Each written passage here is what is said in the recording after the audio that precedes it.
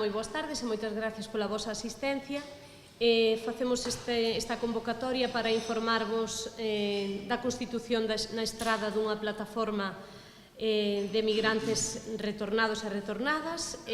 Sumámonos xa a outras que se formaron en diversas comarcas como o Salnés, o Morrazo, tamén outra na zona da Coruña, e que xurdiron na pasada campaña da renda cando a Axencia Tributaria comezou a enviar requerimentos aos pensionistas que perciben pensións do estranxeiro para regularizar eses ingresos. Entón, a partir da semana pasada foi cando nos demos conta que había moitos afectados tamén no noso concello, nunha convocatoria que fixo un partido político. Nese momento decidimos, algúns dos que estábamos ali, reunirnos e formar esta plataforma. Temos pensado levar a cabo diversas actividades, se queredes imos comentando algunhas delas ou facedes preguntas, como vos vexades. Sí, comentamos un pouquiño, sí. Bueno, xa empezamos con algunha recollida de firmas, de sinaturas, estáse levando a cabo desde a semana pasada individualmente, tamén deixamos nalgúnas parroquias de onde somos cada un de nós. Imos facer unha en conxunto este vindeiro mércores, o día de feira, aproveitando que hai mercado, pois poñéremonos ali nas inmediacións. Sí, ali por xunto a Carbia. Xunto á pescadería Carbia, ou así, a partir das 11 da mañán, pois ata 1 da tarde aproximadamente, porque, bueno, veñen moita xente á estrada e é un bon momento para atopar tamén a moitos pensionistas. Esa é a primeira actividade que estamos levando a cabo. Tamén temos pensado facer próximamente un acto para que un experto ou unha experta en temas tributarios nos informe pormenorizadamente dos aspectos técnicos, das dúbidas que poidamos ter, porque hai moitos casos diferentes, hai pensións de diferentes cuantías, hai pensionistas que perciben varias pensións, outros que perciben unha sola, outros do estranxeiro e máis de España. Entón, como, bueno, hai dúbidas, pois intentaremos que un experto nos poida aclarar e tamén ver as posibilidades que temos de que esta lei que agora o Goberno puxo en vigor, pois que se poida modificar, non?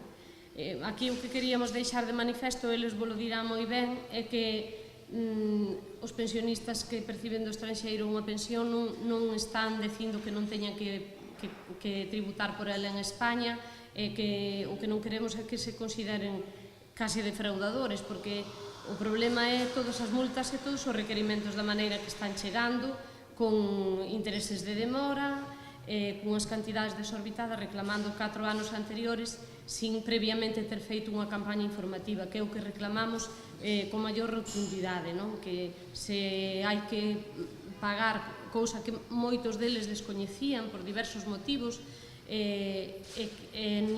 nin tampouco estamos de acordo no baremo que se poñen, porque hai dous tipos de límites. Hai un límite para as pensións que cobran solamente por España, que son os 22.000 euros, como calquera outro contribuinte, calquera persoa que traballe, ten ese límite. En cambio, para as pensións estranxeiras o límite está en 11.200 euros.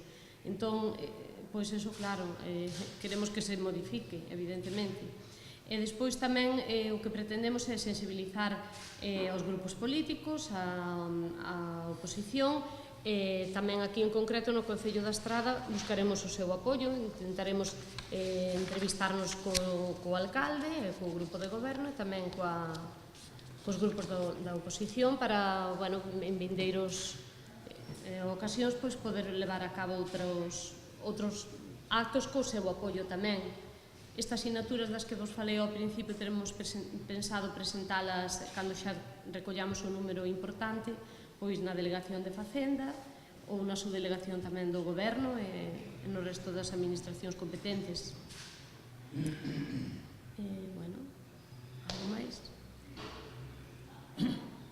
Bueno, que tamén ali nas asesorías laborais nos países onde traballamos dixéronos que non tiñamos que declarar as jubilacións. O sea, que estábamos ignorantes de todo isto. Claro, é que aparte son moitos deles pensionistas de hai anos, cando iniciaron os trámites para cobrar a súa pensión, nese momento foi o que se lles dixo. Os anos foron pasando, non houve ningún cambio, hasta que agora nos atopamos con esa sorpresa así de golpe, sin un aviso previo, que é o que máis se lamenta, que non houbera como compre facer as cousas, informar previamente a cada un por regularizar persoalmente a súa situación, sin chegar a estes extremos nos que agora nos atopamos. Hai débedas, preguntábame a mí pola mañán, é que as cuantías das débedas, é que claro, hai diversas cuantías, pero é que ao mellor unha cuantía pequena a un pensionista suponlle máis esforzo que a outro que ao mellor xa de máis cantidade. Hai cuantías pequenas, medias e tamén moi importantes.